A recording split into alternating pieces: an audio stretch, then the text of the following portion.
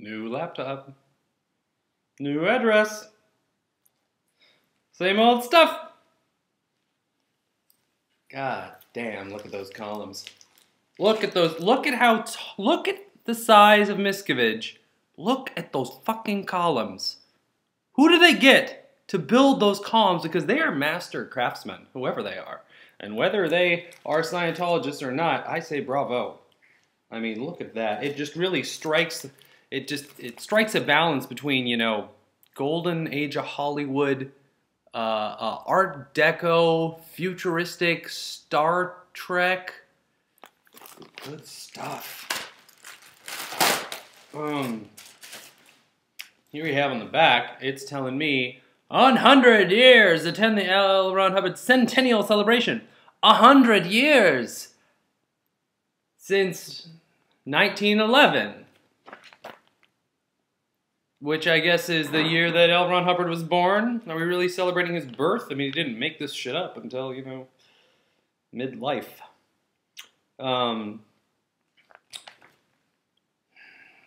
Scientology news. Turning calendar page on eternity. Celebrate the greatest year in Scientology history. That's a bold statement. A very bold statement. 2011 is very futuristic and cool seeming, I must say. Oh, wow. Celebration! Scientology style. Yeah, look at that. This is a huge chorus. Now look at those people. They're really into it. I don't really know what to say about that. I'm convinced. I am convinced. Happy New Year. Oh, it's a New Year's celebration. Oh my god, this is like a big old magazine. Scientology News. An epic year in review, 2010. My god, where are the stages and the seating arrangement? Where are these people? Because these events are gigantic. New Year's 2010 rang in with the monumental announcement of the completion of a 25-year restoration project to bring Source to the world. The release of the advanced clinical courses, more than 1,000 lectures and issues, providing the chronological day-by-day track of LRH research and discovery. So too came everything else. The Congress is complete, and in 15 languages. The basics complete, with audiobooks in every language, and the same again for all LRH classic lectures. I've never heard a lecture myself, but the colors are pretty. Oh my goodness. 2010, an epic year in review. Las Vegas, February 6th. God, they really do just congregate. Good for them. Good for them. I mean, look at this. They really splurged on the confetti and banners in that place, wherever that is. Quebec. Greatest year in history. Now, please, tell me about this. Chairman of the Board, Religious Technology Center, presented an overview of triumphs in a year that marked the turning point in Scientology history. I mean, it's not even June. This is the time we close out another monumental year in grand Scientology style. It is also the time we take a last look at 2010 and welcome 2011 with perfect poise. And if it feels like only yesterday that we gathered to ring in yesteryear, then let us set the stage accordingly. Should it seem your clocks tend to run a little fast these days, it's not necessarily a mechanical problem, and certainly no optical illusion. You're just totally high. Because the fact is, what we accomplished through the last calendar year indeed defies all time-space considerations. Yes, they are speeding up time. So yes, you might say the last 12 months just sailed by in what felt like the blink of an eye. But isn't that the way it always goes? When you were driving faster and harder than anyone else on the highway. Yeah, hard work. That's what happened. So just in case it passed so fast that you missed a few of the nuances, we now rewind 2010 in slow motion. Okay, these are worth noting. What the hell is going on here? It's like some Tron shit. 34 million, that's a big number. And that guy, there's these weird robot arms sort of coming off of a globe. These are all scenes from Portal 2. There you go. As the saying goes, 30 days hath September. Yeah, I know that one. And every single day therein, not to mention all thereafter, stood our volunteer ministers in service to mankind. In recognition of all they provide, no matter the peril, no matter the odds, came awards and proclamations on behalf of grateful communities all over the world, from Kenya and Liberia to Pakistan, Thailand, and Papua New Guinea. Across 185 nations, they collectively contributed more than 1.9 million hours of indiscriminate succor. Yeah, they're just indiscriminately just providing the teat of Scientology to the world. That's nice. Succor. Then again, we are on a timetable to save this world from immorality, criminality, drug abuse, and suppression. God damn it. With all of our fourth dynamic salvage campaign components in place, someone, somewhere, join the crusade every 4 minutes of every day, and from across the whole face of humanity. Likewise, through every working day of 2010, a new social betterment group sprang to life between Narcom, Applied Scholastics, The Way to Happiness, and Criminon. Look for the need, and there they are. Now, even in Antarctica. There's like 20 scientists there, and one Scientologist that they all hate. Oh my God, that guy. But, moreover, there are now 6.7 million people across the planet who can circle 2010 as the year they found LRH technology. But of course, beyond any traditional concept of time and space lies cyberspace, as both the next frontier and the 21st century social barometer.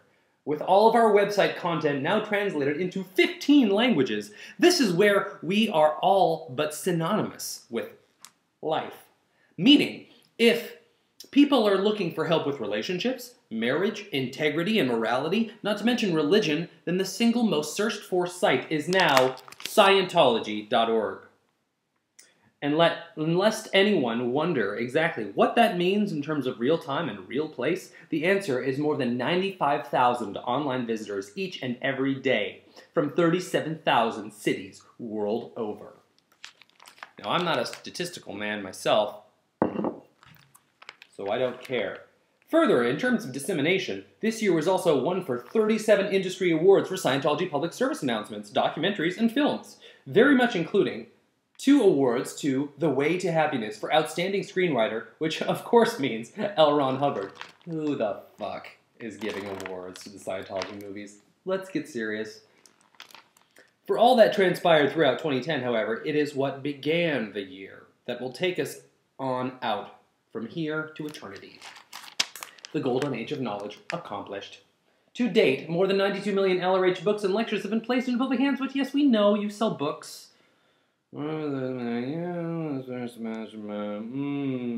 Flag, grades, OTs, blah, blah, blah. Oh, look at this. I mean, when it talks like that, with a podium like that, I mean, how can you not look good? Come on. Come on. You look so handsome, confident, and stylish. Blanketing this planet with LRH technology. As is customary, every New Year's celebration includes a sweeping review of the previous 12 months. Social betterment programs transforming communities through LRH's bottom-line technologies for world clearing. LRH admin tech specialists imbuing this planet with sanity, prosperity, and resiliency by auditing third dynamics. Yes! I know they're trying to imbue the planet with sanity and prosperity and stuff, but you can't do it with spacing like that.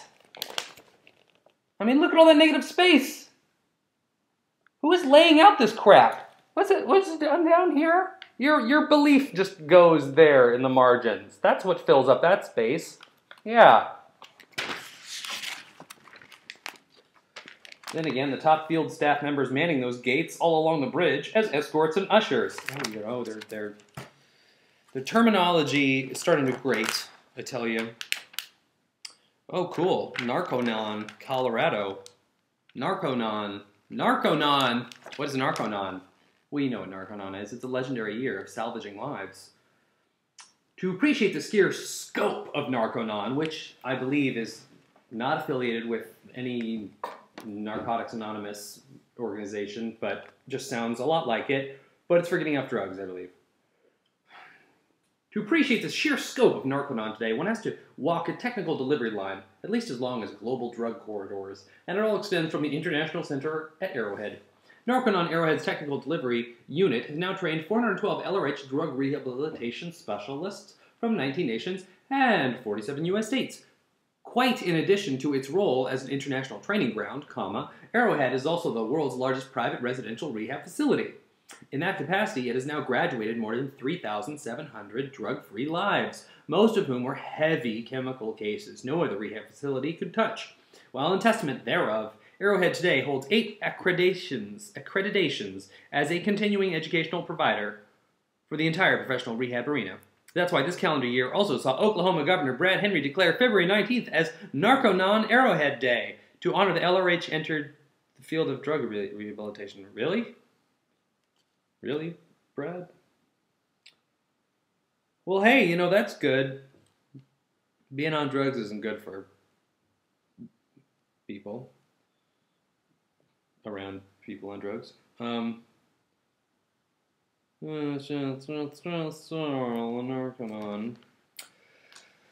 And they're everywhere.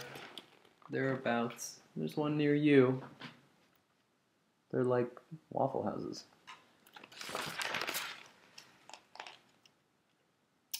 Yeah, live saves from addiction in the USA. Oh, I saw the words meth country and I just had to jump there. Similarly, in heavy usage lane, Narconon Vista Bay in Northern California stands on 34 acres overlooking Monterey Bay. While the area is renowned for its scenic beauty, it's also major meth country. As the Narconon just saved its 1400th life, the local mayor bestowed a proclamation at a recent graduation while the sheriff proclaimed Narconon Vista Bay Day this past December. Really? You save enough drug addicts and you get a day named after you? Look at these guys jogging, not doing drugs, walking, pointing at stuff. Yeah, they're getting rehabbed. Mountain renamed Hubbard's Peak. L. Ron Hubbard's Peak. Yeah, Narconon, Nepal. Yes, you can climb it. The oldest and most nefarious drug corridor on Earth runs from Southeast Asia's Golden Triangle through the fabled Kingdom of Nepal. It has supplied the world with opiates for the better part of a century and still feeds habits all over the Orient. Moreover, it spills into places that are ill-equipped to fight back and utterly ravages populations. In recent years, however, Nepal was introduced to Narconon. It now treats the whole range of Nepalese cases, from first-time users to repeat offenders, out of Kathmandu jail cells. Given Narconon Executive Director Basanta Kunwar was a senior officer of the Kathmandu police, he has made a special point of indoctrinating and educating officers on LRH drug rehab technology. Meanwhile, and simultaneous to mainline rehabilitation activities, Narconon Nepal now extends everywhere in the name of prevention, with drug education lectures to as many as to get to the fucking mountain. Those kind of numbers, massive scale, with those kind of numbers, the search began for a site on which to build new Narconon delivery facilities on a massive scale, and it ended atop the 9,000-foot peak known as Kakani, below the Himalayas. Long steeped in local lore, Kakani remains one of the most revered sites in the Kathmandu Valley. The recent inaugural Narconon groundbreaking ceremony was attended by more than 350 dignitaries and local villagers. It was also sanctified according to Nepalese tradition, including blessings bestowed upon a bust of LRH. For when all was said and done, and by official Nepalese decree, the mountain once known as Kakani has now been renamed and will forever be known as Hubbard's Peak.